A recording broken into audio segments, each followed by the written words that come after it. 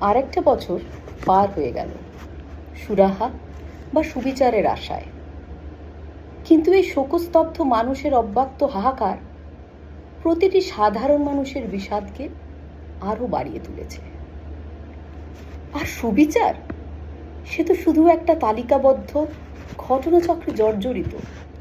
কখনো রাজধানী, কখনো পশ্চিমবঙ্গ, কখনো মধ্যপ্রদেশের কোনো গ্রাম, কিংবা উত্তরপ্রদেশের শহরতলি বা দক্ষিণের কোনো শহরের গ্লানি।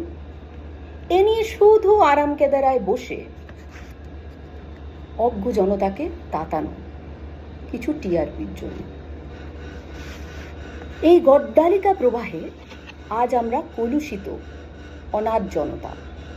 আমাদের দিকে স্নেহের হাত বাড়ানোর কেউ নেই, আমাদের নিজেদেরই। তাই রুখে দাঁড়াতে হবে, জুঝতে হবে এই অরাজকতার বিরুদ্ধে। আর যদি তা না করি, তাহলে এই মর্মান্তিক ঘটনা যা প্রতিনিয়ত আমাদের আশেপাশে ঘটে চলেছে, তা হয়ে যাবে আম জনতার আম ঘটনায় পরিবর্তিত। আসুন রুখে দাঁড়াই।